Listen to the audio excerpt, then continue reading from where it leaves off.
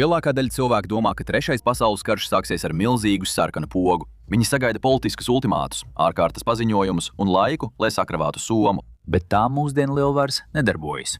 Nākamais globālais konflikts nesāksies ar formālu kara pieteikumu. Tas sāksies ar kļūmi. Viena nomaldījusies raķete Melnajā jūrā, uzlausta elektroapgādes sistēma Austrumeiropā, viltus radara signāls Maskavā. Kad šī pirmā kļūda notiek, cilvēka lēmumu pieņemšana tiek izslēgta no procesa. Slepeni militārie drošības mehānismi pārņem dažu minūšu laikā, miljoniem dzīvību tiek izdzēstas, pirms sabiedrība pat saņem brīdinājumu savos tālruņos. Nākamās stundas laikā mēs detalizēti izskatīsim mūsdienu globālā kara precīzo notikumu secību. Mēs atvērsim ASV militāro slepeno plānu, kas paredzēts karam uz vairākiem frontēm, taču vēl svarīgāk, mums būs jāskatās tālāk par sākotnējiem triecieniem. Ja pasaules lielākās lielvaras pilnībā iznīcina viena otru, kurš tad īsti manto pelnus? Es esmu Džošs, un šī ir The Infographics Show. Prezidents Joe Baidens ir brīdinājis Krieviju, ka sekos skaidras un smagas sekas, ja Krievija Ukrainā izmantos ķīmiskos ieročus. Bet kas notiktu, ja šī sarkanā līnija tiktu pārkāpta? Kas notiktu, ja ASV un Krievija sāktu karu Ukrainas dēļ 2 stundas pirms kara? Kaut kur rietumu Ukrainā, Ukrainas bāze, kur atrodas vairāki 10 amerikāņu instruktoru, tiek pakļauta Krievijas raķešu uzbrukumam. Šeit Amerika pēdējos 8 gadus bija apmācījusi Ukrainas regulāros un speciālos spēkus, un tagad ASV instruktori cieši sadarbojas ar saviem Ukrainas kolēģiem, lai sagatavotu 100 000 Ukrainas rezervistu cīņai austrumos. Uzbrukums ir vairāk simbolisks nekā jebkas cits. Krievija demonstrē savu spēku un brīdina ASV atturēties no iesaistīšanās karā Ukrainā. Tomēr veiksmīgā kārtā viena raķete trāpa amerikāņu kazarmām. 15 amerikāņu karavīri iet bojā Krievijas uzbrukumā 1 stundu un 45 minūtes pirms kara sākuma. Upuru skaits tiek ātri apstiprināts un nodots Vašingtonai, izmantojot ASV militāro, uzlaboto, īpaši augstas frekvences satelītu tīklu. 6 satelītu zvaigznājs atrodas ģeostacionārajā orbītā un nodrošina datu pārraidi, izmantojot traucējumiem noturīgas sakaru līnijas ASV, Kanādas, Austrālijas, Nīderlandes un Lielbritānijas bruņotajiem spēkiem. Ziņas par upuriem nonāk prezidenta galdā tikai 2 minūtes pēc uzbrukuma. Prezidents Baidens nekavējoties sasauc ārkārtas kongresa sēdi. 15 minūtes līdz karam. ASV karavīru nāve ir nepieņemama Amerikas tautai. Krievijai ir izteikts brīdinājums, ka jebkurš uzbrukums amerikāņu apgādes kolonnām vai personālam tiks uzskatīts par uzbrukumu pašai Amerikai. Ar dažām balsīm pret Amerikas kongress apstiprina oficiālu kara pieteikumu Krievijai ar mērķi neutralizēt Krievijas spēkus Ukrainas teritorijā un nepieļaut to atkārtot iekļūšanu valstī. 5 minūtes līdz karam. Uzrunājot pasauli un tautu no Baltā nama ovālā kabineta, prezidents Joe Baidens paziņo par Amerikas Savienoto Valstu kara pieteikumu Krievijas federācijai. Viņš skaidri norāda, ka šī kara militārie mērķi ir neutralizēt Krievijas spēkus Ukrainā un atbrīvot austrumu okupētās teritorijas. ASV sauszemes spēki neieies pašā Krievijā. Tas ir mēģinājums ierobežot naidīgo darbību eskalāciju un novērst tūlītēju pāreju uz kodola konfliktu. Kamēr prezidents sniedz savu paziņojumu, ASV bruņotie spēki jau ir kustībā. Karš, 1. stunda. No ASV kuģu klājiem visos pasaules okeānos debesīs tiek palaistas SM-3 raķetes, kas pielāgotas pretsatelītu uzbrukumiem. To mērķi ir Krievijas militārie un civilie satelīti, kas nodrošina sakarus un GPS navigāciju Krievijas militārajām vienībām. Amerikāņu F-15 lidmašīnas palīdz uzbrukumā, palaižot savas pretsatelītu raķetes no liela augstuma. Uzbrukumi ir ierobežoti un mērķtiecīgi. Satelīta iznīcināšana orbītā rada milzīgu atlūzu mākoni, kas var bojāt vai pat iznīcināt sabiedroto satelītus. Krievija, kas arī kopš iebrukuma Ukrainā sākuma ir gatavojusies iespējamam karam ar ASV, atbild ar saviem uzbrukumiem amerikāņu satelītiem. Tomēr Krievijas ieroču skaits ir ļoti ierobežots. Šādā veidā tiek neutralizēti tikai 2 amerikāņu modernie ārkārtīgi augstas frekvences satelīti. Salīdzinājumā Krievijas GPS kļūst pilnīgi neefektīvs kinētisku triecienu un elektronisku uzbrukumu dēļ pret Krievijas kosmosa tīklu. Amerikāņu kuģi un ar spārnotajām raķetēm bruņotās zemūdenes gan Klusajā okeānā, gan Baltijas jūrā izšauj vēl vairākas zalves, šoreiz mērķējot uz Krievijas sauszemes un jūras infrastruktūru. Dažu minūšu laikā pēc prezidenta Joe Baidena kara pieteikuma simtiem amerikāņu raķešu traucas pret mērķiem Sanktpēterburgā, Kaļiņingradā un Klusā okeāna jūras bāzēs Kamčatkā, Magadanā, Pavlovskā un Sovetskije Gavaņi. Amerikāņu zemūdene, kas slepeni bija iekļuvusi Melnajā jūrā pirms vairākām nedēļām, uzsāk savus uzbrukumus Krievijas jūras spēku objektiem Sevastopolē un okupētajā Krimā. Krievijas pretgaisa aizsardzības vienības konstatē tuvojošos raķešu uzbrukumu un sāk darboties. S-400 un vecākās S-300 vienības seko ienākošajām raķetēm. Amerikāņu spārnotās raķetes ir zem skaņas ātruma un viegls mērķis modernām pretgaisa aizsardzības sistēmām, un Krievija lepojas ar dažām no labākajām pasaulē. Tomēr šis pirmais zauve ir milzīgs, un lai gan desmitiem amerikāņu spārnoto raķešu tiek iznīcinātas, dažas tomēr spēja izlausties cauri spēcīgajai pretgaisa aizsardzībai un sasniegt savus mērķus. Pretgaisa aizsardzības radari ir galvenie ASV jūras spēku mērķi, taču Krievija tos ir labi aizsargājusi, zinot, ka ASV joprojām saglabā pārsvaru gaisā. Tikai dažas ASV raķetes sasniedz savu mērķi, izsitot caurumus Krievijas pretgaisa aizsardzības tīklā Kaļiņingradā, kur koncentrēts lielākais uzbrukumu skaits. Klusā okeāna reģionā vairāk ASV raķešu sasniedz savus mērķus, jo tur pretgaisa aizsardzība ir vājāka. Tā kā karš Ukrainā Krievijai neveicas, svarīgas pretgaisa aizsardzības vienības ir izņemtas no mazāk svarīgā Klusā okeāna reģiona, lai pastiprinātu aizsardzību austrumos. Lielākā daļa Krievijas ostu Klusajā okeānā kļūst nelietojamas. Krievijas jūras spēkiem ir tikai neliela daļa no ASV jūras spēku spējām, un to kuģi tiek turēti tuvu mājām, kur tie var izmantot gaisa un sauszemes aizsardzības aizsegu. Tomēr daži Krievijas zemūdens patrulē Atlantijas un Klusajā okeānā, un šo Krievijas zemūdeņu medības ir sākušās. Līdz kara pirmās stundas beigām ASV karavīri Eiropas bāzēs tiek atsaukti no atvaļinājuma mobilizācijai. NATO sasauc steidzumu sapulci, taču lielākā daļa dalību valstu nevēlas iedarbināt 5. pantu. Galu galā tas viss tika izraisīts pēc trieciena Ukrainas objektam, kurā nejauši atradās amerikāņu instruktori. Tikai Polija piekrīt pievienoties ASV karadarbībai, pārsvarā nepieciešamības dēļ. Polija robežojās gan ar Kaļiņingradu, gan Baltkrieviju, un jebkurā gadījumā tiks nostādīta Krievijas militāro spēku krustugunīs, jo tā ir vienīgā vieta, no kuras ASV var uzsākt uzbrukumu Ukrainā. 3. stunda. Polijā izvietotie tālas darbības gaisa un zemes pretgaisa aizsardzības radari konstatē, ka tuvojas liels skaits Krievijas raķešu ar lielu ātrumu. Mērķi ir Polijas gaisa spēku bāzes, kur izvietoti ASV gaisa spēku karavīri un lidmašīnas. Raķetes, kas tiek palaistas no Kaļiņingradas, ir grūtāk pārtvert, jo to lidojuma laiks ir īsāks. Pusē no tām izdevās izvairīties no ASV un Polijas pretgaisa aizsardzības šajā reģionā. ASV kopš kara sākuma Ukrainā ir izvietojušas Patriot raķešu baterijas Polijā, taču tām ir uzdots aizsargāt Polijas Aegis Ashore objektu, kas pat labam tuvojas pabeigšanai pēc daudzu gadu kavēšanās un būvniecības izaicinājumiem. Polija ir viena no svarīgākajām NATO valstīm, ņemot vērā tās tuvumu Krievijai un Krievijas anklāvam Kaļiņingradā. Tas nozīmē, ka spēcīgais Aegis Ashore objekts kādu dienu būs stūrakmens vienā no visizturīgākajiem raķešu un pretgaisa aizsardzības tīkliem pasaulē. Taču šī diena vēl nav pienākusi, un objekts joprojām nav darbībā. Krievija apšauda būvlaukumu ar tālas darbības raķetēm, taču pretgaisa aizsardzība spēja lielāko daļu uzbrukumu apturēt. Dažas raķetes tomēr izlaužas cauri, nodarot mērenas bojājumus, kas nodrošinās, ka objekts netiks pabeigts līdz kara beigām. Arī Polijas gaisa spēku bāzes tiek smagi apšaudītas, taču uzbrukuma niknums nav tik liels, kā bija baidījušies. Tas ir tāpēc, ka Krievija ir izsmēlusi lielu daļu savu precīzo ieroču cīnu un graujošās sankcijas ir padarījušas to papildināšanu neiespējamu. Krievija gandrīz nemaz neražo sarežģītu elektroniku, kas nepieciešama tās modernajām raķetēm, un tas, kas sākotnēji bija milzīgs tūkstošiem raķešu krājums, ir ievērojami samazināts. Visas atlikušās raķetes būs nepieciešams, lai cīnītos pret ASV spēkiem pašā Ukrainā. 8. stunda. Lidmašīnas no dažādām ASV aviobāzēm, gan mājās, gan ārvalstīs paceļas gaisā. Tās dodas uz Eiropas lidlaukiem, no kuriem varēs atbalstīt uzbrukumu Krievijas spēkiem uz zemes. Amerikas milzīgā flote ar 650 degvielas uzpildes lidmašīnām, kas ir lielākā pasaulē, veic apļus virs Atlantijas okeāna, ļaujot īsākas darbības rādījusa F-15 un F-16 lidmašīnām pārlidot no dzimtenes uz Eiropu. 36. stunda. ASV mobilizācija pieaug, un karavīri gatavojas pārvietot tehniku un personālu uz transporta kuģiem, lai dotos pāri Atlantijas okeānam. Lielākā gaisa transporta kampaņa pasaulē jau ir pilnā sparā, un amerikāņu kravas lidmašīnas pārvadā karavīrus un smago tehniku uz Eiropu. Tomēr pat Amerikas iespaidīgais loģistikas flote vienkārši nav pietiekama, lai pārvietotu pietiekami lielu tehnikas daudzumu uzbrukumam. Pašlaik Ukraina ir viena pati, un Krievija iegulda visus pieejamos cilvēku resursus konfliktā pirms ASV ierodas. 40. stunda. Krievija nevēlas provocēt citus NATO dalību valstis, tāpēc gaidītie iebrukumi Baltijas valstīs nekad nav notikuši. Tāpat nenotiek arī tāla darbības rādījusa triecieni pret Amerikas svarīgākajām bāzēm Vācijā. Tā vietā Krievija steidzīgi cenšas sagatavot masīvu ofensīvu Ukrainas austrumos. Tās stratēģija ir vienkārša. Ja tā spēs pārvarēt Ukrainas aizsardzību, tad tā varēs liekt ASV piekļuvi pašai valstī, no kuras tā cenšas izspiest Krieviju. Taču Ukrainas aizstāvji ir tikpat izturīgi kā vienmēr, pat tad, kad Krievija mobilizē savas rezerves bataljona taktiskās grupas kaujai. Tas tuvāko dienu laikā Austrumukrainā izvietos 10 000 papildu karavīru, pārspējot aizstāvjus. Tikmēr Krievijā tiek ieviesta ārkārtas iesaukšana – 42 stunda. Steidzīgi sagatavoti saviem uzdevumiem, amerikāņu B-2 bumbvedēji pēdējās 17 stundas lido no savām bāzēm ASV kontinentālajā daļā.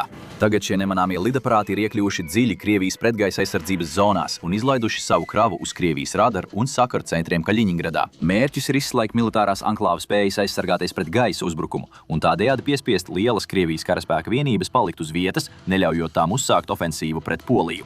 Uzbrukumā tiek zaudēti 2 B-2 lidaparāti, taču nodarītais kaitējums Krievijas sakaru un pretgaisa aizsardzības infrastruktūrai ir ievērojams un būtiski paplašina robus pretgaisa aizsardzības pārklājumā. ASV jūras spēki izmanto šos robus, uzsākot papildu raķešu triecienus, kurus papildina triecienu lidmašīnas no aviācijas bāzes, kuģiem vidusjūrā un gatavībā esošie spēki, kas izvietoti visā Eiropā. ASV pretinieka pretgaisa aizsardzības apspiešanas jeb SEAD misija lēnām, bet neatlaidīgi iznīcina Krievijas pretgaisa aizsardzību militārajā anklāvā. Krievijas iznīcinātāji vieni paši nespēja sacensties ar amerikāņu lidmašīnām, kurām ir pārāki sensori, elektronika un ieroči, taču sadarbojoties ar ļoti spēcīgu pretgaisa aizsardzību, tie kļūst par nopietnu draudu. Abās konflikta pusēs tiek iznīcināti desmitiem lidaparātu, jo Krievija cenšas saglabāt savu pretgaisa aizsardzību un liekt ASV un poļiem kontroli pār gaisa telpu. 60. stunda. Krievijas uzbrukuma zemūdeni nodara postošu triecienu amerikāņu iznīcinātājiem, kas darbojas Baltijas jūrā. Šī ir viena no Krievijas modernākajām zemūdenēm, un lai gan tā nav tik spējīga kā amerikāņu analogi, tā joprojām ir būtisks drauds ASV jūras spēkiem nemierīgajos Baltijas jūras ūdeņos. Zemūdeni neatlaidīgi vajā virszemes kuģi, kas sadarbojas ar pretzemūdeņu aviāciju, taču tā spēja aizslīdēt prom, izmantojot spēcīgu vētru kā aizsegu. Simtiem amerikāņu jūrnieku iet bojā uzbrukumā, un vairāku miljardu dolāru vērts kuģis nogrimst zem viļņiem. Krievijas virzemes flote vēl nav parādījusies kaujā. Tā turas tuvu krastam, kur ASV spēkiem ir pārāk bīstami tiem uzbrukt. 4. diena. Kiberuzbrukumu vilnis satricina gan Krieviju, gan ASV, abām pusēm pret otru, izmantojot visu savu kibercīņas potenciālu. Abās pusēs nodarītais kaitējums civilajai infrastruktūrai ir liels, taču ASV izrādās izturīgāka, un 48 stundu laikā Amerikas tirgi atkal darbojas kā parasti. 6. diena. Karš par Kaļiņingradu ir samazinājis Krievijas vietējo pretgaisa aizsardzību līdz nelieliem aizsardzības perimetriem, taču tas ir prasījis daudzus amerikāņu lidaparātus. Tomēr anklaus tagad tiek nežēlīgi bombardēts no gaisa, jo amerikāņi B-52 veic postošus uzlidojumus no savām bāzēm ASV. Eiropā tiek izveidoti apgādes un loģistikas centri, lai lielie lidaparāti varētu atrasties tuvāk notikumu vietai un tādējādi veikt vairāk uzlidojumu. Taču pagaidām lidmašīnām ir jāveic pusotras dienas ilgs ceļojums turp un atpakaļ, lai veiktu triecienus pa saviem mērķiem un atgrieztos mājās, kas palēnina uzbrukuma tempu. Tomēr milzīgais ugunsspēks, ko katra lidmašīna nes kaujā, ir postošs Krievijas spēkiem. Tā kā sauszemes pretgaisa aizsardzība ir smagi cietusi no gaisa un raķešu triecieniem, amerikāņu un poļu iznīcinātāji tagad var veikt gaisa pārākuma misijas virs Kaļiņingradas, izaicinot Krievijas MiG pacelties un stāties tiem pretī. Kā redzams Ukrainā, Krievijas gaisa spēki nav tik spējīgi, kā agrāk tika uzskatīts, lai gan tie joprojām ir skaita ziņā ļoti lieli. ASV ir daudzkārt vairāk lidmašīnu, taču pašlaik tas neatrodas Eiropā, kas abām pusēm nodrošina līdzīgu spēku samēru. ASV un Polijas spēkiem tomēr ir priekšrocība pārākos sensoros, kamēr Krievijai ir priekšrocība manevrētspējā un vilces un svara attiecībā, padarot viņu lidmašīnas nāvējošas tuvās gaisa cīņās. Diemžēl Krievijai tuvās gaisa cīņas laikmets ir pagājis, un lielākā daļa sadursmju notiek ārpus redzamības attāluma. Desmitiem lidmašīnu tiek notriektas niknākajā gaisa kaujā kopš Otrā pasaules kara, un lielākie zaudējumi ir Krievijas pusē. Pirmās kauju nedēļas beigās Kaļiņingrada ir nopietni apdraudēta no gaisa. Taču Savienotās valstis uzbrukumos ir iztērējušas milzīgu daudzumu munīcijas un ir spiestas apturēt gaisa operācijas, lai dotu laiku pārapbruņošanai un pāraprīkošanai. Pāris dienas viss ir biedējoši kluss debesīs, kur nesen vēl dārdēja kaujošos iznīcinātāju dzinēji. Otrā nedēļa. Otrās kauju nedēļas sākumā ASV spēki Eiropā sāk pulcēties ievērojamā skaitā. Viņiem vēl būs nepieciešams laiks, lai sagatavotos kaujai, un pat Amerikas milzīgajiem loģistikas flotām būs vajadzīgi mēneši, lai nogādātu ASV ugunsspēku uz Eiropu. Tomēr mazākas un mobilākas vienības jau ir sākušas ceļu uz Ukrainu, un liels skaits triecienu helikopteru tiek koncentrēts, lai atvairītu Krievijas sauszemes uzbrukumu Donbasa reģionā. Viņi vienkārši gaida, kad ASV gaisa spēki tiks pāraprīkoti, lai varētu nodrošināt nepieciešamo gaisa piesegu. Jaunas Krievijas bataljona taktiskās grupas ir iegājušas Ukrainā pēc steidzīgas sagatavošanās kaujai. Tomēr steidzīgā sagatavošanās ir radījusi haosu Krievijas apgādes ķēdēs, kuras jau pirms kara paplašanāšanās bija grūtībās. Tagad Krievijas transporta līdzekļi un personāls ir iestrēguši milzīgos konvojos, kas atgādina Krievijas neveiksmīgo mēģinājumu virzīties uz Kijivu. ASV lidmašīnas izmanto viņiem piedāvāto iespēju, taču tikai F-35 spēja iekļūt bīstamajās debesīs, kas joprojām nav padarītas drošas ar pienācīgām pretgaisa aizsardzības apspiešanas operācijām. F-35 ir spiesti pārvadāt ieročus iekšēji, tāpēc to ugunsspēks ir ļoti ierobežots un uzbrukumi nodara maz reālu kaitējumu ienaidnieka milzīgajām karaspēka formācijām. Tomēr tie sniedz milzīgu morāles pacēlumu aplenktajiem Ukrainas aizstāvjiem, kuri jau sen sapņojuši par dienu, kad ASV gaisa spēki nāks viņiem palīgā. Otrās kauju nedēļas beigās Krievijas uzbrukums austrumos atkal iestrēgst. Šoreiz Krievijas graujošā loģistikas trūkuma dēļ Ukrainas aizstāvji izmanto iespēju atkāpties un iegūt nelielu atelpu, papildinot krājumus un pārvietojoties uz jaunām aizsardzības pozīcijām. Krievija mēģina izmantot gaisa spēkus, lai sagrautu Ukrainas frontes līnijas, taču ļoti ātri saprot, ka tā ir kļūda. Pāri Ukrainas debesīm slēpjas vairāki amerikāņu F-22 Raptor iznīcinātāji, kas izvietoti saskaņā ar Rapid Raptor programmu. Šis pasaulē vadošais gaisa pārākuma iznīcinātājs bija viens no pirmajiem amerikāņu lidaparātiem, kas ieradās notikuma vietā. Lai gan Krievija var apdraudēt Ukrainas gaisa telpu ar pretgaisa aizsardzības sistēmām, kas izvietotas tās teritorijā, Raptori atrodas pārāk tālu no šīm aizsardzības sistēmām, lai tos varētu atklāt. Krievijas lidaparāti cieš ievērojamas zaudējumus, pirms gaisa uzbrukums tiek pēkšņi pārtraukts. 4. nedēļa. Pirmā amerikāņu bruņotās brigādes kaujas grupa šķērsojusi robežu un devusies Ukrainā. Otrā sekotāji drīz pēc tam. ASV un Polijas gaidītais uzbrukums Kaļiņingradā nekad nenotiek, jo ASV nevēlas izprovocēt Krieviju izmantot kodolieročus, fiziski iebrūkot tās teritorijā. Tā vietā Krievijas karaspēks militārajā anklāvā tiek apspiests ar nepārtrauktām gaisa kampaņām pret viņiem. Amerika reģionā ir sasniegusi nevis gaisa pārākumu, bet gaisa dominanci. Pirmo reizi vēsturē Krievijas un Amerikas bruņutehnika saduras kaujā. Abas puses gadu desmitiem ir gatavojušās šim konfliktam, taču pēc augstā kara beigām korupcija un vāja ekonomika ir iztukšojušas Krievijas kādreiz iespaidīgās spējas. Pirmais uzbrukums notiek nakts vidū. ASV spēki līdz pat katram atsevišķam karavīram ir aprīkoti ar nakts redzamības ierīcēm. Krievijas spēkiem savukārt nakts redzamības un termālās ierīces ir tikai uz smagās tehnikas, bet kājniekiem ir tikai dažas nakts redzamības ierīces. Amerika valda naktī, un uzbrukuma niknums satricina Krievijas spēkus līdz pašiem pamatiem. Krievijas bataljona taktiskās grupas ir milzīgi spēki ar ļoti stingru, no augšas uz leju vērstu komandu struktūru. ASV spēki savukārt bauda lielu autonomiju un tiek mudināti uzņemties iniciatīvu. Lai gan Krievijas BTG ir pārāk skaitliski, ASV uzbruk izmantojot mazākus un daudz manevrētspējīgākus spēkus. Cīņas apjukums tumsā ar ierobežotām naktsredzamības iespējām tikai pasliktina situāciju Krievijas aizstāvjiem. Krievijas T-90, T-80 un T-72 tankiem ir bijušas grūtības cīņā pret Ukrainas tankiem. Cīņā pret modernajiem M1A2C Abrams tankiem, kas aprīkot ar jaunākajiem uzlabojumu komplektiem un darbojas pilnīgā tumsā, viņi tiek pilnībā iznīcināti.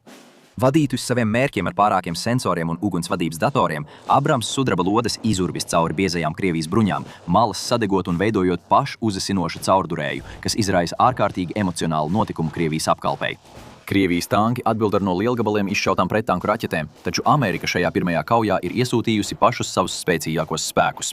Lai gan ne katrs amerikāņu Abrams tanks ir aprīkots ar trofiju pretpasākumu sistēmu, tie tanki, kas vada uzbrukumu Krievijas līnijām, ir aprīkoti ar šo sistēmu, un Izrēlā izstrādātie pretpasākumi izrādās spējīga aizsardzība pret tiem nedaudzajiem Krievijas tankiem, kas izdzīvo sākotnējo sadursmi. Krievijas bruņutehnikas problēma ir tā, ka amerikāņu tanki apšauda to no lielāka attāluma nekā tā spēja atbildēt, pateicoties pārākajiem ugunsvadības datoriem un tēmēkļiem, ar kuriem ir aprīkoti Abrams tanki. Kamēr Ukrainā Krievija nav spējusi izmantot savu kājniekus, lai aizsargātu bruņutehniku pret prettanku iznīcināšanas vienībām, ASV šādu kļūdu nepieļauj, un uzbrukums tiek veikts kopā ar mehanizētajām kājnieku vienībām, kas ātri iesaistās un neutralizē pretestības perēkļus, kas palikuši pēc pārliecinošā bruņutehnikas trieciena. Vēlreiz ASV spēku spēja redzēt tumsā sniedz viņiem nepārvaramas priekšrocības pār tehnoloģiski daudz mazāk attīstītiem pretiniekiem. Tuvās gaisa atbalsta lidmašīnas darbojas kopā ar sauszemes uzbrukumu, lai sagrautu Krievijas pozīcijas. Slovenija A-10 Varthogisēja postu no saviem milzīgajiem GAU-8 Avenger 30 mm lielgabaliem, kamēr F-15 un F-35 nodrošina gaisa piesegu pret iespējamu Krievijas MiG ielaušanos. Tāldarbības uzbrukuma munīcija ir iznīcinājusi daudzas Krievijas tālās darbības pretgaisa aizsardzības sistēmas, kas izvietotas reģionā, un SEAD operācijas ir būtiski samazinājušas daudzas pretgaisa aizsardzības sistēmas tieši aiz Krievijas robežas, kas varētu apdraudēt sabiedroto lidmašīnas Ukrainas teritorijā. Kampaņa ASV gaisa spēkiem un jūras spēkiem ir izmaksājusi ļoti dārgi, taču iegūmi ir tā vērti, jo amerikāņu tuva gaisa atbalsta lidmašīnas nežēlīgi bombardē Krievijas pozīcijas. Tuvās darbības pretgaisa aizsardzības sistēmas ir daudz grūtāk apkarot un iznīcināt, un vairāki amerikāņu apači kļūst par šo sistēmu un pārnēsājumo pleca palaišanas pretgaisa aizsardzības ieroču upuriem. Tomēr izturīgos A-10 ir daudz grūtāk notriekt, jo tie tika būvēti augstā kara laikā, lai izdzīvotu tieši šāda veida plaša mēroga kaujās. Kopumā tomēr Krievijas pretgaisa aizsardzība spēja nodarīt tikai neliels zaudējums ASV gaisa flotei, pirms tā pati tika iznīcināta. Kamēr Krievijai pilnībā neizdodas veikt apvienoto spēku operācijas, ASV sniedz Krievijas nepietiekami finansētajiem un slikti apmācītajiem spēkiem meistarklasi mūsdienu apvienoto spēku karadarbībā. 5. nedēļa. Papildu amerikāņu bruņoto brigāžu kaujas grupas tiek pārvietotas uz Ukrainu. ASV spēki nomaina Ukrainas spēkus frontes līnijā pret Krieviju, dodot izsmeltajiem aizstāvjiem iespēju atpūsties un atgūties. Galvenais amerikāņu uzbrukuma virziens ir uz Hersonu, kur ASV spēki pašlaik iesaistīti kaujās pilsētā pret Krievijas spēkiem, lai atbrīvotu pilsētu. Amerikāņu kainieki ir labi apmācīti kaujām pilsētvidē, pateicoties 2 desmitgadēm cīņu Irākā un Afganistānā. Tomēr reljefs dod priekšrocības aizstāvjiem. ASV zaudējumi ir ievērojami, taču ar gaisa pārākumu un augstāku apmācību ASV spēki izspiež Krievus no Hersonas. Vietējie civiliedzīvotāji, kas palikuši aplenktajā pilsētā, sagaida amerikāņus kā atbrīvotājus un palīdz viņiem cīņā pret Krievu spēkiem, tādējādi vēl vairāk sarežģījot situāciju Krieviem. Ārpus Hersonas ASV speciālo operāciju spēki katru nakti veica reidus pret Krievu loģistikas tīkliem, paralizējot apgādes operācijas uz Hersonu. ASV karavīriem ir ievērojams priekšrocības nakts laikā, kas dod viņiem būtisku pārsvaru pār Krieviem, tāpat kā fakts, ka vietējie civiliedzīvotāji pilnībā atbalsta amerikāņus. Gara Polijas un Ļeņingradas robežu sadursmes ir bieži sastopamas, taču pilna mēroga kaujas nenotiek.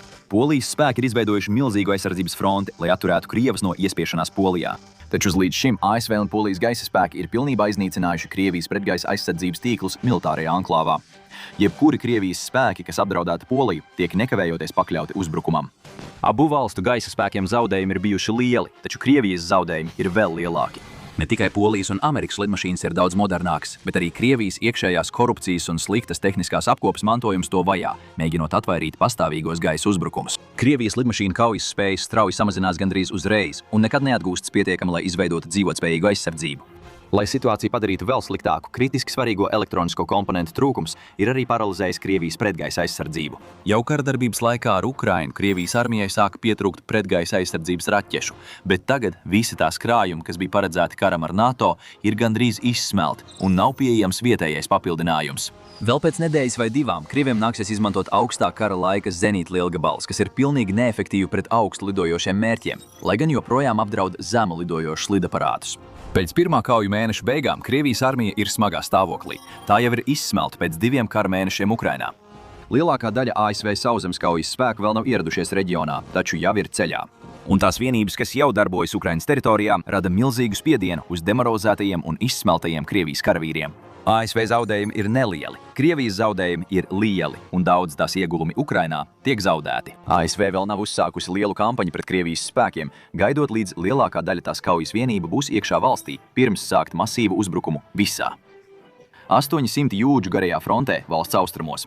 Pašlaik amerikāņi pastiprina Ukrainas izsmeltos aizstāvis un nomaina viņus, lai tie varētu atjaunoties un saņemt tik ļoti nepieciešamos krājumus. Tikai Hersonā amerikāņi ir uzsākuši patiesu ofensīvu ar mērķi atvērt koridoru uz Krīmu. 6. nedēļa.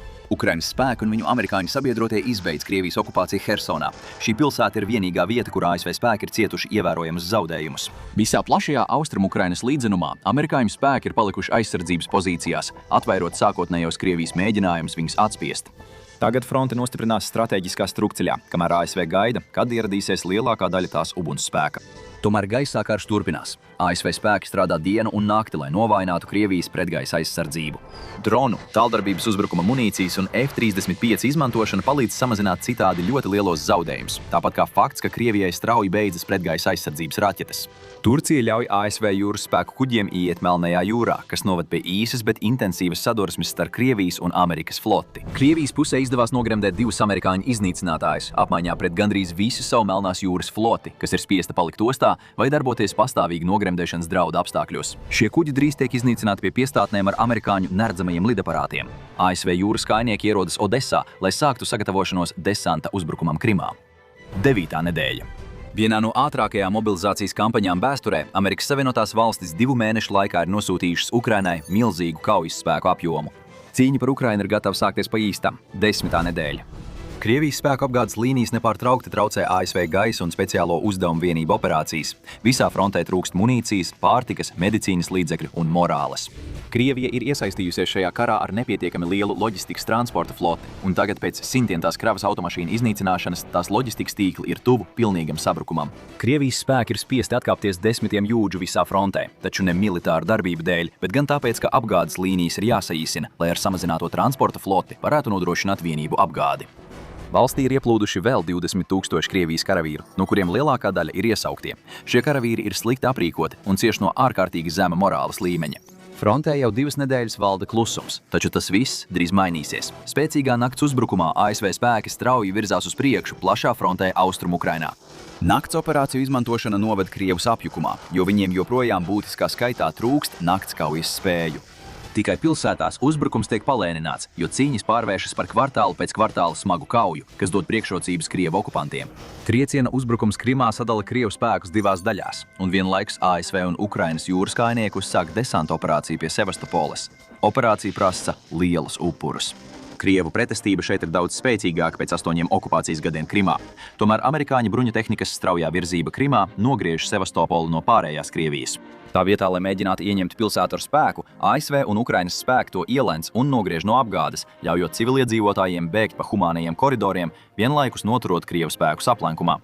Atslēgti no ārējās apgādes, viņi galā vai nu nomirs badā, vai arī būs spiesti padoties. Ar ASV spēkiem Mariupolē nedēļas beigās un 100 000 Ukrainas karavīru, kas apmācīti un aprīkoti pēdējo 2 mēnešu laikā, Krievija saskars ar izvēli. Atzīt sakāvi Ukrainā un atkāpties līdz savām robežām, turpināt bezjēdzīgu okupēto teritoriju aizstāvēšanu, kas ir lemta neveiksmei un prasīs lielus upurus pašu karavīru vidū, vai arī paplašināt konfliktu, izmantojot kodolieročus. Šajā mūsdienu tūkstneša vētrai līdzīgajā karagājienā ASV spēki un viņu poļu sabiedrotiem, sadarbojoties ar Ukrainas aizstāvjiem, dažu nedēļu laikā ir atguvuši lielāko daļu Krievijas iekaroto teritoriju. Izšķirošie faktori ir augstāka morāle, apmācība, aprīkojums un fakts, ka Krievija jau vairākas nedēļas nav spējusi pienācīgi apgādāt savus spēkus. Taču uzvara ASV un Polijai nav nākusi bez zaudējumiem. Tūkstoši ir krituši un ievainoti, un lidaparātu zaudējumi ir ievērojami. Gaisa aizsardzības un sauszemes uzbrukuma raķešu krājumi ir būtiski izsīkuši. To atjaunošana prasīs gadus un atstās ASV bruņotos spēkus ievainojams jebkādas pēkšņas Ķīnas agresijas gadījumā Klusā okeāna reģionā. Viena no Amerikas lielākajām mūsdienu vājībām ir spēcīgu industriālās mobilizācijas spēju trūkums, kas nozīmē, ka zaudējumu, raķešu un aprīkojumu papildināšana notiek lēni un pakāpeniski, un tas prasīs gandrīz 10 gadi. Krievija ir kara ceļā, un ja tā gūs panākumus Ukrainā, visticamāk ar to neapstāsies. Lietuva ar ES atbalstu ir pārtraukusi militāro un ekonomisko materiālu plūsmu uz Krievijas anklāvu Kaļiņingradu, izraisot Krievijas iebrukuma draudus kā atbildes reakciju. Tālu prom Ķīna demonstrē savu spēku, draudot Amerikas Savienotajām valstīm par to turpmāko atbalstu Taivānai. Bailes no 3. pasaules kara ar katru dienu pieaug, un Amerikas Savienotās valstis tās uztver ļoti nopietni. Pirms mēs apspriežam, kā ASV gatavojas 3. pasaules karam, vispirms mums jāzina, ko dara tās potenciālie ienaidnieki. Ķīna jau ilgu laiku gatavojas konfrontācijai ar ASV, jo tā cenšas kļūt par pasaules vadošo lielvaru. Pašlaik Ķīna neatbilst globālās lielvaras kritērijiem, kurus šobrīd izpilda tikai ASV. Taču ņemot vērā straujo ekonomisko un militāro izaugsmi, varētu paiet mazāk nekā 10 gadi, līdz Ķīnas komunistiskā partija spēs projicēt spēku visā pasaulē. Ķīnas gatavošanās konfrontācijai ar rietumiem ietver arī ASV izspiešanu no pasaules svarīgākās ekonomiskās lielvaras pozīcijas. Tāpat Ķīna ir izveidojusi aizsardzības mehānismus savām ekonomiskajām interesēm ekonomiskā kara gadījumā pret ASV. Lai sasniegtu šo mērķi, 2013. gadā tika uzsākta Joslas un ceļa iniciatīva. Šis ārkārtīgi ambiciozais plāns ietvēra jaunu sauszemes un jūras tirdzniecības ceļu izveidi visā pasaulē, lai ekonomiski savienotu Ķīnu ar valstīm no Eiropas līdz pat Āfrikai. Lai to sasniegtu, valsts ne tikai ieguldīja savā infrastruktūrā, bet arī veidoja tirdzniecības infrastruktūru citās valstīs. Tomēr Ķīnas partnerattiecības ar uzņemošajām valstīm bieži vien ir ārkārtīgi plēsonīgas. Viņi piedāvā ekonomiskos aizdevumus, lai būvētu grandiozus projektus, kas sola ekonomisko labklājību, piemēram, jūras ostas un dzelzceļa termināļus. Tomēr šo aizdevumu nosacījumi bieži paredz, ka būvniecībā jāiesaista Ķīnas uzņēmumi, atstājot vietējiem iedzīvotājiem maz darba iespēju. Procentu likmes šiem parādu slazdiem bieži ir tik augstas, ka nabadzīga 3. pasaules valsts noteikti nespēs atmaksāt parādu. Sodu pārparāda neizpildu vidū ir iekļautas klauzulas, piemēram, Ķīnai tiek piešķirtas ekskluzīvas tiesības uz tās būvēto infrastruktūru uz termiņu līdz pat 100 gadiem. Tas būtībā ir mūsdienīgs maigā kolonialisma paveids. Ķīnas plāns ir iegūt lielu ietekmi preču tirdzniecībā visā Āzijā, Tuvajos Austrumos un Āfrikā, tādējādi nostiprinot savu pozīciju, lai diktētu ģeopolitiku savā arvien pieaugošajā ietekmes sfērā. Ķīnas nākamais sagatavošanās posms karam ar ASV ietver savu ievainojamo tirdzniecības ceļu nodrošināšanu caur Dienvidu Ķīnas jūru, kā arī ļoti vērtīgo naftas un dabasgāzes atradņu, kā arī atlikušo bagāto zvejas rajonu kontroli šajā reģionā. Šīs pūles sākās ar mākslīgo salu būvniecību 2013. gadā, kas turpinājās bez pretestības, neskatoties uz starptautiskās tiesas Hāgā lēmumu, ka šāda salu būvniecība ekonomiskās zonas prasībās ap tām ir nelikumīga. Ārvalstu spiediens arī nespēja apturēt Ķīnu no naftas resursu piesavināšanās, uz kuriem pretendēja tādi kaimiņi kā Vjetnama vai no tās krasta apsardzes izmantošanas, lai iebiedētu un izspiestu citu valstu tirdzniecības un zvejas flotes no viņu pašu teritoriālajiem ūdeņiem. Šīs salas tagad ir kļuvušas par stipri nocietinātām militārām bāzēm, kurās ir mūsdienīgas raķešu aizsardzības sistēmas, skrejceļi, kas pietiekami gari tālās darbības uzbrukuma lidmašīnām, un arvien paplašinās novērošanas līdzekļu tīkls. Viss tas ir vērsts uz vienu mērķi – atklāt, izsekot un iznīcināt ASV jūras spēkus. Turpmākie sagatavošanās darbi ietvēra 10 jaunu kuģu pievienošanu Tautas atbrīvošanas armijas flotei, kas tagad ir oficiāli lielākā pasaulē.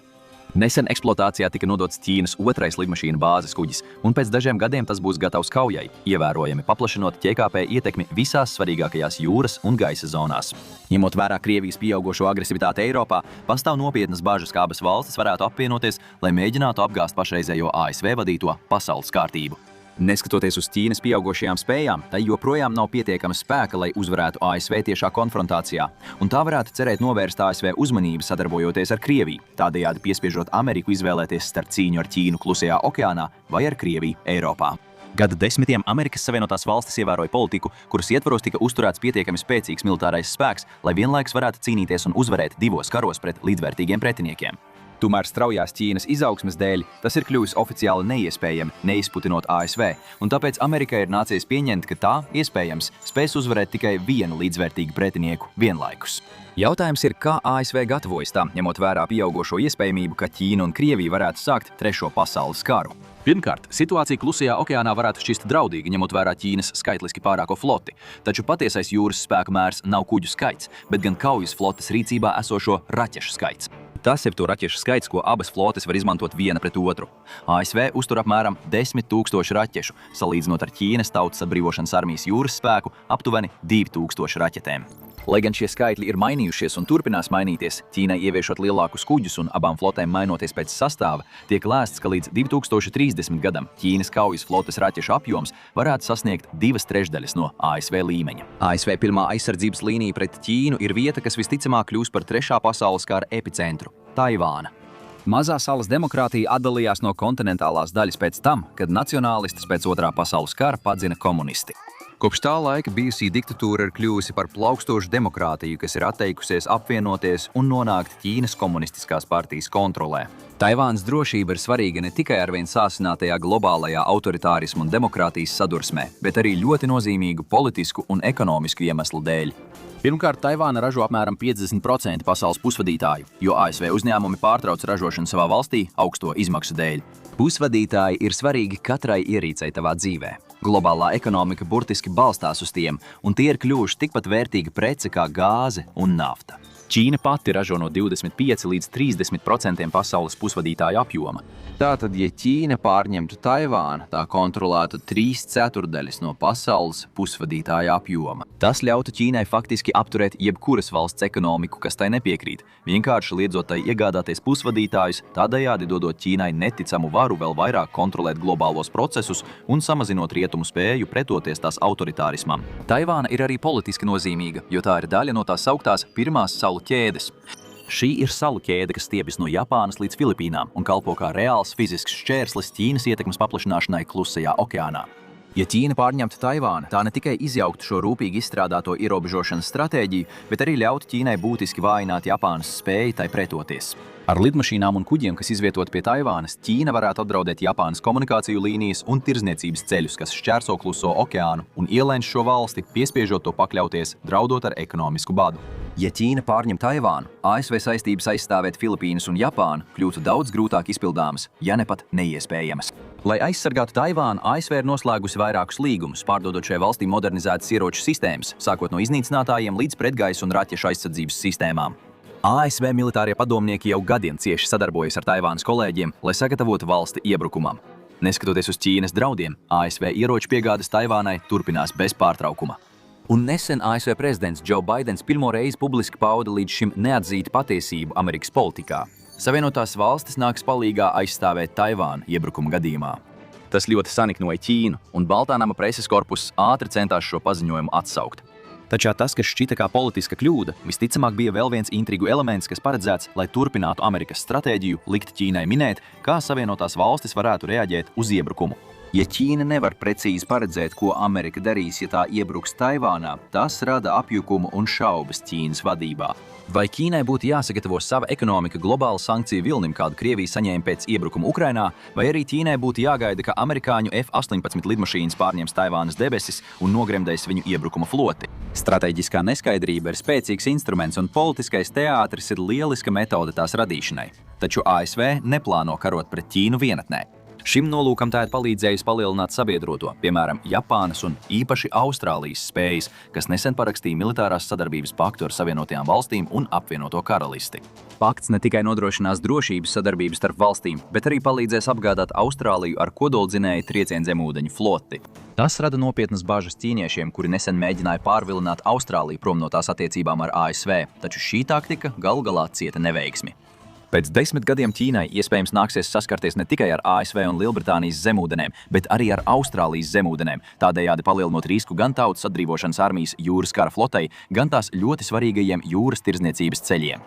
Ķīna lielāko daļu savas naftas un gāzes importē pa jūras tirdzniecības ceļiem, un tieši to ASV gatavojas mērķēt kara gadījumā, lai noslāpētu Ķīnas ekonomiku. Nesen pēc pauzes Donalda Trumpa prezidentūras laikā tika atjaunotas drošības tikšanās starp Japānu, Indiju, ASV un Austrāliju. Šī grupa, kas neformāli pazīstama kā Quad, cenšas risināt globālas problēmas, piemēram, globālo sasilšanu, kiberdrošību un nodrošināt brīvu un atvērtu tirdzniecības vidi Klusajā okeānā. Tas ir slēpts mājiens uz Quad diskusijām par to, kā vislabāk rīkoties ar Ķīnas paplašināšanos Dienvidu Klusā okeāna reģionā.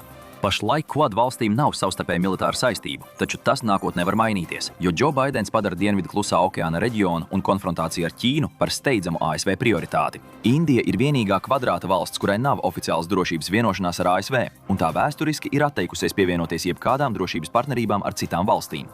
Tomēr tas drīz var mainīties, jo pieaug spriedze starp Indiju un Ķīnu, un kļūst skaidrs, ka Indija viena pati nespēja uzvarēt karā pret pārāko Ķīnas armiju. Indijas iesaistīšana drošības aliansēs Dienvidu Klusā okeāna reģionā faktiski ierobežotu Ķīnu no visām pusēm un, vēl svarīgāk, novietotu sabiedroto kuģus un lidmašīnas tieši Ķīnas tirdzniecības ceļa priekšā Indijas okeānā. Taču Amerikas Savienotās valstis arī veic ļoti konkrētus soļus, lai stātos pretī Ķīnai. Karš ar Ķīnu norisinātos jūrā un gaisā ar ļoti mazām tiešām sadursmēm starp Tautas atbrīvošanas armiju un ASV armiju. Tas būs kuģu un lidmašīnu karš, nevis tanku un artilērijas, un ASV tam attiecīgi gatavojas. Lai sagatavotos iespējamai sadursmei ar Ķīnu gaisā, ASV ir pātrinājusi F-35 iegādi un padarījusi 5. paaudzes iznīcinātāju eskadrības sagatavošanu darbam par galveno prioritāti. Tomēr gan jūras spēki, gan gaisa spēki ir pauduši bažas par F-35 pašreizējo gatavību, kas ir pamudinājis abas struktūras papildināt F-35 pasūtījumus ar modernizētu iepriekšējo lidmašīnu pasūtījumiem. Piemēram, F-15 Eagle ASV gaisa spēkiem un F-18 Super Hornet ASV jūras spēkiem. Lai pretotos Ķīnas raķešu draudiem, tostarp tās ļoti plašiem balistisko raķešu arsenālam, kas spēj mērķēt uz ASV kuģiem tālu jūrā, jūras spēki ir sākuši paplašināt Aegis sistēmu aprīkoto kuģu skaitu savā flotē. Sākot ar 2015. gadu, jūras spēki arī sāk strādāt pie tā, lai mainītu pēc augstā kara beigām izmantoto aviācijas bāzes kuģu dominances stratēģiju jūrā. Pēc Padomju Savienības sabrukuma ASV jūras spēki baudīja nepārspētu pārākumu un pilnīgu rīcības brīvību jebkur pasaulē. Tāpēc virsūdens flotes tika pārorientētas vienkārši uz aviācijas bāzes kuģu aizsardzību. Pretzemūdeņu un pretvirsūdens karadarbības prasmes bija atrofējušās, jo jūras stratēģija pilnībā koncentrējās ap lielajiem aviācijas bāzes kuģiem. Tagad ASV jūras spēki gatavo savas apkalpes, lai tās atkal varētu stāties pretī līdzvērtīgiem pretiniekiem kuģu savstarpējās kaujās. Zemūdenes ir otrs lielākais Amerikas jūras spēku resurss pēc aviācijas bāzes kuģiem, taču lielākā daļa pasaules tās gandrīz pilnībā ir aizmirsusi, un tieši tā viņiem tas arī patīk. Pašlaik ASV rīcībā ir 68 zemūdeņu flote, un augstā kara laika Losandželosas klases ātrgaitas uzbrukuma zemūdenes tiek nomainītas ar jaunajām Virģīnijas klases zemūdenēm. Pēdējā laikā ieguldījumi zemūdenēs ir apstājušies un iepirkuma plāni kavējas, taču Amerikas Savienotās valstis joprojām saglabā ievērojamu pārsvaru zemūdens kaujās, neskatoties uz to, ka Ķīnai ir lielāks, bet mazāk attīstīts zemūdeņu flote. Hiperskaņas raķešu joma ir izpelnījusies lielu uzmanību kopš brīža, kad tika paziņots, ka ASV atpaliek no Krievijas un Ķīnas to izstrādē. Tomēr par šo tehnoloģiju pastāv zināma dezinformācija un neskaidrība, kas liek šķist, ka Krievijai un Ķīnai šajā jomā ir ievērojams pārsvars pār ASV, lai gan patiesībā tā nav. Pirmkārt, jebkura balistiskā raķete ir hiperskaņas, un Ķīnas nesenie testi, kuros hiperskaņas raķete apmeta apli ap pasauli, no militārā viedokļa nav īpaši iespaidīgi. Tehniski runājot, tas vienkārši nepievieno nekādas papildu spējas, kas jau iepriekš nebūtu pastāvējušas. Patiesais drauds no hiperskaņas raķetēm nāk no manevrējošām hiperskaņas raķetēm. Tās ir raķetes, kas ne tikai spēj lidot ar hiperskaņas ātrumu, bet arī spēj manevrēt lidojuma laikā, kas padara aizsardzību pret tām ārkārtīgi sarežģītu. Šajā jomā visas trīs valstis joprojām cenšas ieviest bruņojumā pilnībā kaujas spējīgas raķetes, taču ASV pēdējos izmēģinājumos ir guvusi lielus panākumus. Viena joma, kurā ASV iespējams atpaliek, ir modernu tālās darbības gaisa raķešu izstrāde. Nesenās fotogrāfijās ar Ķīnas iznīcinātājiem redzams, ka Ķīna ir sākusi izmantot modernas ārpus redzamības diapazona raķetes, kamēr ASV joprojām pārsvarā ir aprīkota ar AIM-120, ārkārtīgi spējīgu un kaujā pārbaudītu gaisa raķeti, kas tomēr ir efektīva tikai vidējos attālumos.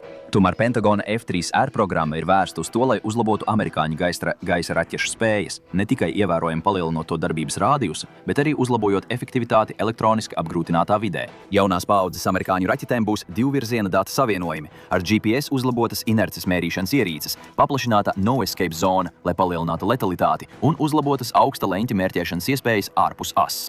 Tas ļauj pilotiem izšaut raķetes, nevirzot lidmašīnu tieši uz pretinieku, tādējādi samazinot viņu ievainojamību. Tomēr nākamais solis ASV iznīcinātājiem ir AIM-260, kuram būs iespējas darboties ārpus redzamības diapazona un kas spēs sacensties ar pretinieku raķetēm ar lielāku darbības rādiusu, vienlaikus saglabājot pārbaudītās un uzticamās AIM-120 tehnoloģijas. Taču Trešais pasaules karš visticamāk ietvers arī darbības pret Krieviju Eiropā, jo gan Ķīna, gan Krievija šādā scenārijā visticamāk sadarbosies. Tomēr tā būs izdevīguma, nevis brīvas izvēles partnerība, jo attiecības starp šīm valstīm ir vismaz sarežģītas, un Krievija kļūst arvien neapmierinātāka ar savu mazāk nozīmīgā partnera statusu. Krievijas iebrukums Ukrainā ir pierādījis, ka Krievijas armija ir nekompetenta, korumpēta un nespējīga vadīt modernu 21. gadsimta karu. Neskatoties uz ievērojumu pārāku ugunsspēku, Krievijas uzbrukums Ukrainā gandrīz pilnībā ir apstājies. Un tas notiek, lai gan Krievijas spēki saskaras ar pretinieku, kura spējas ir tikai neliela daļa no ASV armijas iespējām. Vienkārši sakot, vienīgais reālais drauds, ko Krievija varētu radīt globāla kara scenārijā, ir tas kodolspēks. Tā kā lielākā daļa ASV armijas nepiedalītos operācijās Klusā okeāna reģionā, Krieviju viegli ierobežota pašreizējais ASV sauszemes ugunsspēks, kamēr NATO trūktu būtisku gaisa spēku resursu. Šīs ir spēja nepilnības, kuras NATO gaisa spēki viegli varētu aizpildīt. Pirms 4 mēnešiem mēs būtu vēl 10 minūtes skaidrojuši, kā ASV gatavojas pretoties Krievijai. Šodien, redzot, uz ko ir spējīgs Krievijas militārais spēks, mums, godīgi sakot, tas vairs nav jādara. Lai gan uzvara prasītu upurus, NATO visticamāk gūtu pārliecinošu uzvaru pār Krievijas bruņotajiem spēkiem. Vienīgais reālais drauds, ko Krievija varētu radīt, būtu pirmajās pāris nedēļās, kamēr lielākā daļa Amerikas ugunsspēka tiek pārvesta pāri Atlantijas okeānam un gatavota kaujai. Tas atstāja Baltijas valstis un Poliju ievainojamas, taču NATO ātrās reaģēšanas spēku izvietošana visticamāk būtu pietiekama, lai palēninātu sākotnējo Krievijas ofensīvu un ievērojami ierobežotu tās ieguvumus, līdz NATO Eiropas partneri varēs pilnībā mobilizēt savas armijas. ASV stratēģija, lai pretotos Krievijas agresijai nākamajā pasaules karā, tādējādi balstās uz Eiropas partneru sagatavošanu, lai tie spētu labāk aizstāvēt savu kontinentu un nebūtu tik ļoti atkarīgi no ASV militārā spēka, jo konflikts ar Ķīnu prasīs lielāko daļu ASV jūras un gaisa spēku. Klusais okeāns būs tā vieta, kur norisināsies īstais karš, un pēc saviem satriecošiem zaudējumiem Ukrainā ir maz ticams, ka Krievija labprātīgi iesaistītos karā ar NATO Trešajā pasaules karā. Ja tu dzīvo kādā no šīm valstīm, gatavojies pilnīgai iznīcībai, jo šīs vietas Trešajā pasaules karā tiks pilnībā nopostītas. Kad cilvēki domā par Trešo pasaules karu, viņi iedomājas pilnu mēroga kodola apmaiņu. Taču patiesība ir tāda, ka visticamāk Trešais pasaules karš paliks konvencionāls, jo nevienam pasaules līderim nav vēlmes iznīcināt visu cilvēci. Tas nenozīmē, ka konvencionāls karš nebūs pilnīgi postošs. Atliek tikai paskatīties uz karu Ukrainā, kas ir izpostījis lielas teritorijas, pārvēršot tās par Mad Max postapokaliptiskas filmas uzņemšanas laukumu. Šāda veida iznīcība ir kaut kas, ar ko mūsdienu novērotāji nav pazīstami, galvenokārt pateicoties rietumu militāro spēku izmantotajiem precīzajiem ieročiem, kas būtiski samazina blakus zaudējumus. Ja karš Ukrainā kaut ko ir parādījis, tad tas ir tas, ka rietumi tērē daudz resursu, lai ierobežotu blakus zaudējumus, lai gan tas nav tikai tīrs altruisms. Precīzie ieroči vienkārši darbojas labāk, taču mazāk attīstītas armijas, piemēram, Ukrainas un Krievijas, paļaujas uz masveida apšaudēm, lai sasniegtu savus mērķus. Nesen Ukraina ir saņēmusi arvien vairāk precīzo ieroču, taču lielākā daļa tās tālās darbības triecienu līdzekļi un sauszemes uzbrukuma spējas joprojām lielākoties ir nevadāmas. Krievijai sākotnēji bija lielāks precīzo ieroču krājums, taču to skaits vienmēr bija neliels un kļūst arvien mazāks. Lai situāciju padarītu vēl sliktāku, Krievija apzināti izmanto savus precīzos ieročus pret civilajiem mērķiem, jo Krievijai kara noziegumi ir tikai daļa no kara. Un te nav runa par to, ka mēs vienkārši apmelotu Krieviju. Tā burtiski ir veids, kā šī valsts ir karojuši un mēģinājusi uzvarēt konfliktos pagātnē. Abu Čečēnijas karu laikā Krievija pilnībā izlīdzināja šo mazo atšķēlušos republiku, izmantojot masīvu artilērijas apšaudi, lai iznīcinātu spītīgi nocietinātos aizstāvjus. Tas ir tāpēc, ka Krievijas armija ir būtiski vāja un nespējīga veikt tāda veida kaujas pilsētvidē, kādās ASV armija parādīja augstu meistarību Irākas un Afganistānas karos. Slikta spēku struktūra, vāja vai neesoša apmācība un briesmīga doktrīna kopā rada armiju, kas nav spējīga uzvarēt kaujās no durvīm līdz durvīm pilsētvidē, kā tas bija Čečenijā, pat neskatoties uz to, ka ienaidnieks tika pārspēts skaitliskā ziņā ar patiesi satriecošu pārsvaru. Krievijas patvaļīgā un neselektīvā iznīcināšana nav tikai mēģinājums kompensēt trūkumus pamatprasmēs kaujas laukā. Tā ir arī daļa no Krievijas uzvaras stratēģijas karā. Civiliedzīvotāji ir likumīgs mērķis Krievijas ieročiem, jo nogalinātie civiliedzīvotāji demoralizē tos, kas vēl ir dzīvi. Kamēr rietumi godprātīgi cenšas ierobežot civiliedzīvotāju upurus, Krievija pārāk labi zina terorizējošo un demoralizējošo efektu, ko pretojošās populācijās izraisa civiliedzīvotāju masu slaktiņš. Tāpēc Krievija mērķēja uz slimnīcām gan Čečenijā, gan Sīrijā, un tieši tāpēc tā apzināti uzbruka teātrim Ukrainā, kurā patvērās ģimenes, neskatoties uz to, ka ārpusē krievu valodā bija uzrakstīts vārds bērni. Šajā uzbrukumā tiek lēsts, ka Krievija varēja nogalināt līdz pat 600 cilvēku, no kuriem daudzi bija bērni. Tomēr tas nav tikai viena patvaļīgi rīkojoša pilota gadījums, kā to parādīja masu slepkavība Bučā. Spīdzināšana un masu slepkavības ir vienkārši veids, kā Krievija karo, un ar Krieviju saistītas grupas, piemēram, Vāgnera grupa, nav nekādas atšķirības. Šī gada martā pasaule dzirdēja Vāgnera kaujinieku liecību, kurš stāstīja, kā pēc pavēles nogalināt visus sastaptos Ukrainas civiliedzīvotājus, viņš nošāva bērnus, kuri bija tikai 6 gadus veci. Kad viņam par to jautāja, viņš teica, ka darītu to vēlreiz, ja viņam pavēlētu. Ņemot vērā, ka Krievija varētu būt potenciālais pretinieks 3. pasaules kara scenārijā, tas ir ļoti slikta ziņa jebkuram tās kaimiņam, kurš var sagaidīt tieši tādu pašu attieksmi. Krievija būtu noziedzīgi stulba, ja tuvākajā laikā mēģinātu sākt karu pret NATO, taču noziedzīgs stulbums nekad nav bijis šķērslis Krievijas lēmumu pieņemšanā. Tomēr reālāks scenārijs ir tāds, kurā pazemota Krievija ir spiesta atkāpties no Ukrainas un dziedēt savas brūces. Līdzīgi kā Hitlera Vācija pirmskara gados, Krievija varētu nogaidīt, atjaunot savu armiju un izdarīt to daudz ātrāk nekā Vācija. Atcerieties, līdz šim NATO ir aizliedzis Ukrainai tieši uzbrukt Krievijai, kas nozīmē, ka Krievijas ražošanas un loģistikas tīkli ir palikuši pilnībā neskarti.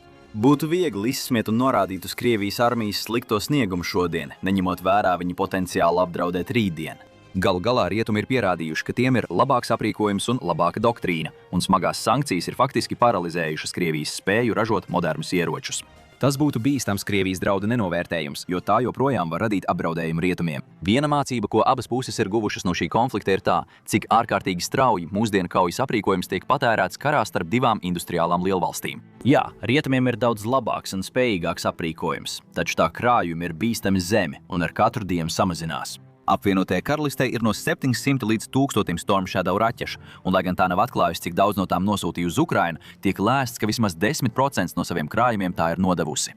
Arī pati Storm Shadow raķete šobrīd tiek aizstāta ar modernāku un dārgāku variantu.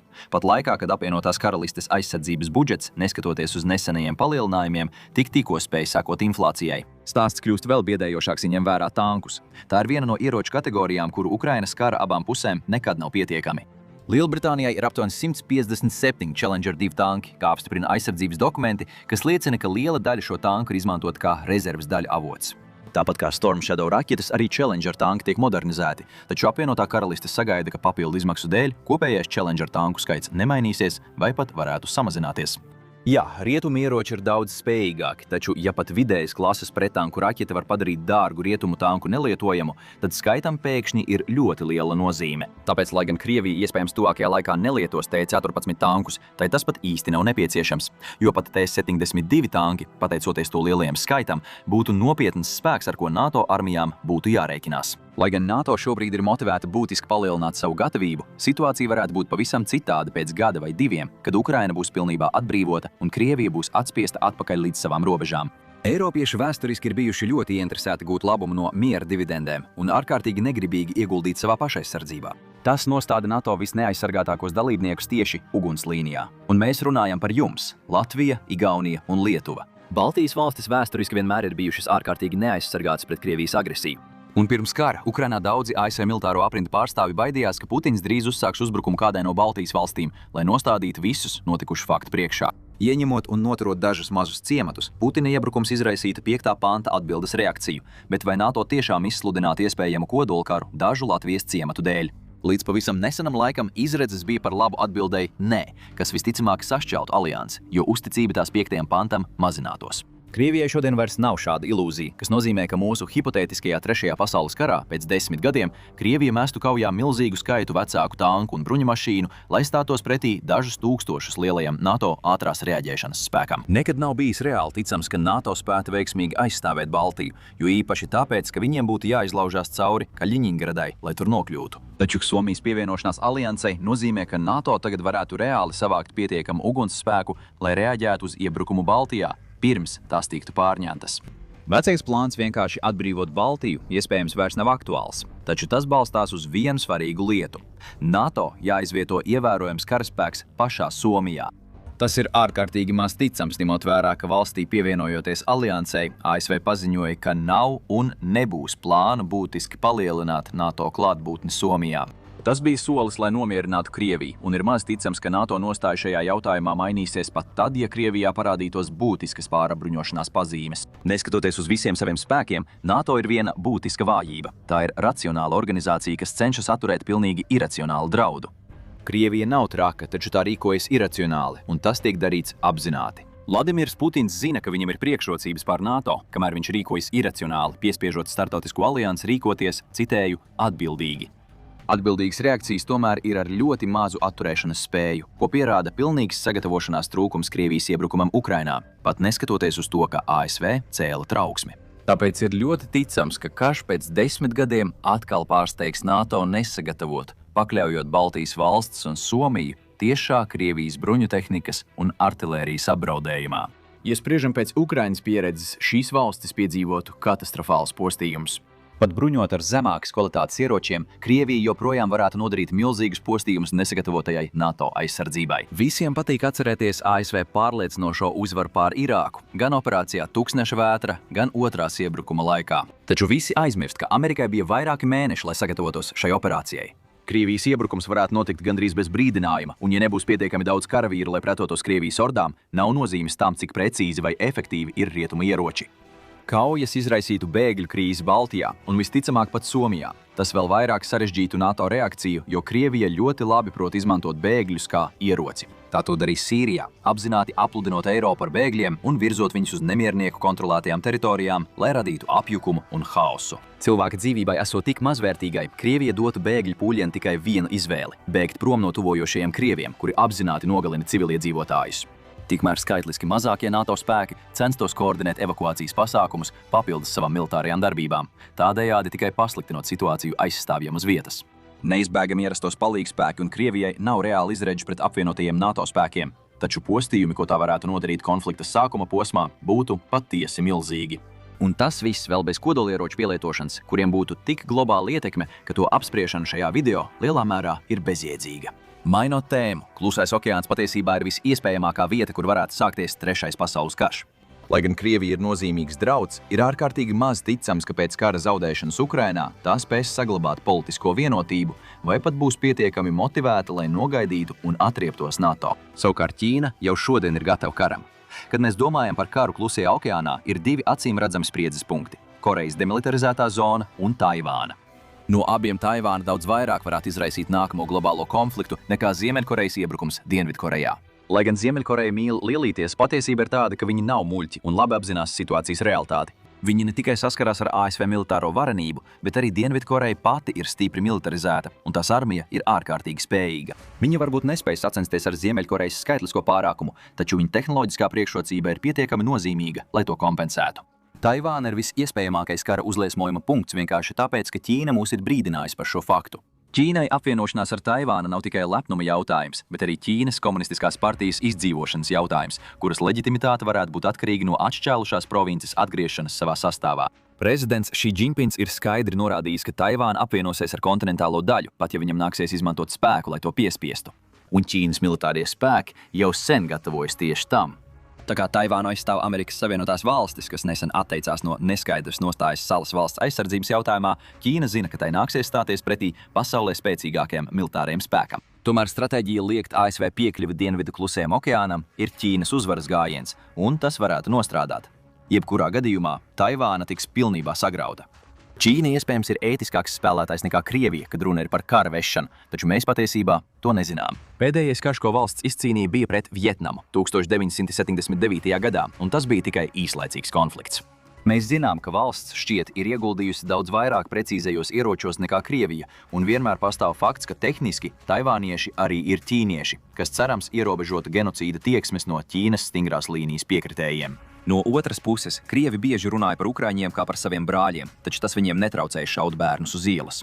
Ģeogrāfija tomēr bieži ir nežēlīga, un lai gan tā ir Taivānas lielākais ieguvums, tā arī garantēs, ka civiliedzīvotāju upuru skaits būs milzīgs. Taivāna ir kalnaina sala, un tās pilsētas ir ārkārtīgi blīvi apdzīvotas. Tas padara to par īstu murgu Ķīnas iebrucējiem, kurš neizbēgami būs spiests paļauties uz plaša mēroga sauszemes uzbrukumiem, lai gūtu panākumus pret nocietinātiem aizstāvjiem. Un, kad sāksies kaujas, Taivānas iedzīvotājiem nebūs kur bēgt. Tā pati stiprā puse, kas padara Taivānu tik grūti iekarojamu, kļūst par trūkumu, kad runa ir par civiliedzīvotāju pārvietošanu drošībā. Pat varenajiem ASV jūras spēkiem visticamāk būs nepieciešamas nedēļas, ja ne mēneši, lai droši darbotos pie Taivānas krastiem, piespiežot Taivānas civiliedzīvotājus izturēt kaujas bez palīdzības pusgadu vai pat ilgāk. Pastāv iespēja, ka Ķīna varētu piekrist atvērt humanitāros koridorus, ļaujot Taivānas civiliedzīvotājiem bēgt uz Dienvidkoreju, Japānu vai pat ASV.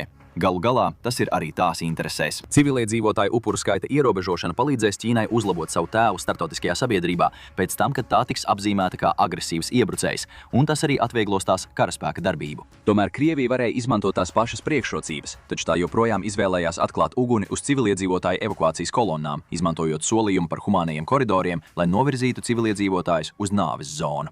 Saskaroties ar milzīgiem zaudējumiem iebrukumā Taivānā, nav iespējams paredzēt, uz ko varētu būt spējīgs neapmierināts Ķīnas militārais spēks, īpaši, ja nav iepriekšējas pieredzes, ko izpētīt. Taču, ka Taivāna nav vienīgā vieta, kas cietīs kara dēļ Klusajā okeānā.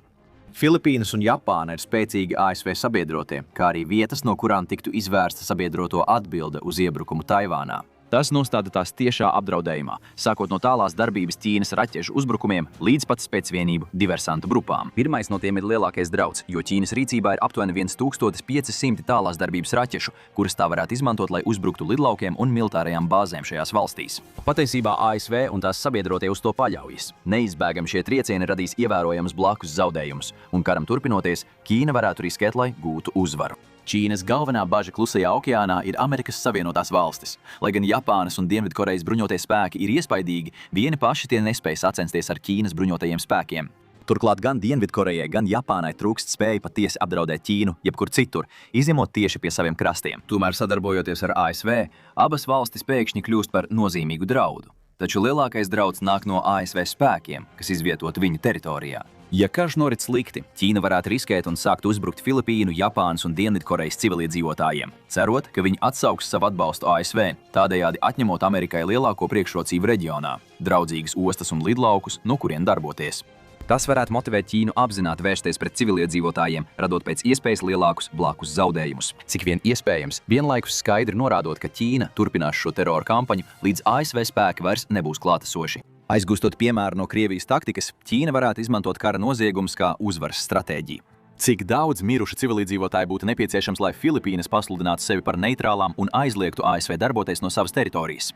Dienvidkoreja īpaši varētu ciest ievērojami kara gadījumā, jo Ķīna jebkurā konfrontācijā ar ASV ir viens liels trumpis – Ziemeļkoreja. Pašlaik aptuveni 50,000 ASV karavīru ir dislocēti Dienvidkorejā, lai kalpotu kā atturēšanas spēks pret Ziemeļkoreju. Lai gan Korejas Republika ir ļoti spēcīga militāra vara, ASV ir līgumsaistības to aizstāvēt, un pastāv bažas par to, cik veiksmīgi Dienvidkorejas bruņotie spēki spētu vieni paši pretoties Ziemeļkorejai. Pēdējos gados prioritāte tika piešķirta gaisa un jūras spēkiem, tāpēc armija ir piedzīvojusi būtiskus budžeta un personāla samazinājumus, un neviens lidmašīnu vai kuģu skaits nespēs noturēt fronti pret miljonu lielo Ziemeļkorejas armiju. Īpaši ņemot vērā, ka Dienvidkorejai ir tikai 500,000 aktīvā dienesta karavīru, kas ir uz pusi mazāk nekā Ziemeļiem. Ķīna varētu izmantot konfliktu Korejas pussalā, lai iztērētu Amerikas un Japānas resursus, un tās lielākā interese būtu tieši to arī darīt. Dienvidkorejai tas būtu postoši. Tūkstošiem Ziemeļkorejas artilērijas vienību atrodas Seulas un tās pilsētas šāviena attālumā, padarot vienu no visapdzīvotākajām pilsētām pasaulē par milzīgu mērķi. Postījumi būtu patiesi milzīgi, un daži aprēķini liecina, ka sākotnējā apšaude varētu sasniegt 100 šāviņu minūtē, kas ar laiku samazinātos intensīvas Dienvidkorejas pretartilērijas uguns dēļ. Taču visticamāk, Ziemeļkoreja izmantos dažādus paņēmienus, lai apzināti mērķētu uz Dienvidkorejas iedzīvotājiem un tās infrastruktūru. Kīma režīms ir skaidri norādījis, ka civiliedzīvotāji kara gadījumā būtu pieļaujami mērķi, un pirms kara sākuma pussalā bez šaubām notiktu daudzi ķīmiskā un bioloģiskā terorisma akti, un iespējams pat kodolterorisma akti Dienvidkorejā. Ja jūs sekojāt mūsu kanālam, esat redzējuši daudzos veidus, kā esam dramatizējuši šos uzbrukumus mūsu izdomātajos Korejas kara scenārijos. Un šīs dramatizācijas ir balstītas uz reāliem prognozētajiem draudiem, kurus ASV militārie spēki sagaida no Ziemeļiem. Kodolterorisma akti būtu drošāks veids, kā Ziemeļi varētu izmantot savu nelielo kodolieroču arsenālu. Tā kā ASV, Dienvidkorejas un Japānas balistisko raķešu aizsardzības sistēmas ir pilnībā gatavas pārtvert Ziemeļkorejas raķešu palaišanu, daudz efektīvāk būtu ievest kodolieročus dienvidos, slepus un uzspridzināt tos tieši mērķos. Šie mērķi visticamāk būtu 5 svarīgākie Dienvidkorejas ostas – Pusana, Inčona, Donghe, Masana un Gunsana. Šo ostu slēgšana un to apstarošana būtiski kavētu Amerikas centienus ātri nosūtīt papildu spēkus, piespiežot to izveidot pagaidu ostas iekārtas citur. Tas arī apturētu Dienvidkorejas tirdzniecību, nodarot katastrofālu kaitējumu tās ekonomikai un cilvēkiem, kuri ir atkarīgi no pārtikas importa. Pārtika un naftas produkti ir Dienvidkorejas lielākās vājās vietas, jo valsts ir atkarīga no abu šo resursu importa. Dienvidkoreja ir viena no pārtikas ziņā visnedrošākajām valstīm pasaulē, ar vienu no zemākajiem pārtikas pašnodrošinājuma rādītājiem starp attīstītajām valstīm. 2020. gadā Dienvidkorejas graudu pašnodrošinājuma līmenis bija tikai 19,3%. Pašnodrošinājuma līmenis svarīgākiem pārtikas produktiem bija tik zems, ka valdība 2021. gadā uzsāka īpašu plānu, lai risinātu valsts pārtikas drošības krīzi. Dienvidkorejas galveno ostu slēgšana faktiski atņemtu korejiešu iedzīvotājiem pārtiku un naftu, kas nepieciešama ekonomikas darbībai, radot ievērojamas ciešanas un pat badu. Ja ostu infrastruktūra būtu apstarota, varētu paiet nedēļas, līdz pasaules pārtikas palīdzība sasniegtu valsti, un līdz tam laikam 10 000 cilvēku jau varētu būt miruši no bada. Un, lai to visu panāktu, Ziemeļiem būtu vienkārši jāiešmauc vairākas kodolierīces uz zvejas kuģiem un vienkārši jāieved kuģi ostā. Tālāk sekotu bioloģiskie un ķīmiskie uzbrukumi, kurus Ziemeļi visticamāk veiktu pret dienvidu civiliedzīvotājiem. Tas ietvertu aktīvu apšaudi pašas cīņas laikā, bet arī preventīvus triecienus pirms faktiskas kara pieteikšanas. Ziemeļkorejas specvienības un spiegi varētu viegli ievest dažādas bioloģiskās un ķīmiskās vielas Dienvidkorejā un izplatīt tos Dienvidkorejas noslogotākajos transporta mezglos. Plaša dzelzceļa satiksmes izmantošana padara iedzīvotājus ārkārtīgi uzņēmīgus pret bioloģisku uzbrukumu, un dažādi precīzi triecieni pareizajās stacijās varētu nogādāt bioloģisko aģentu visu Korejas Republikas lielāko pilsētu sirdī.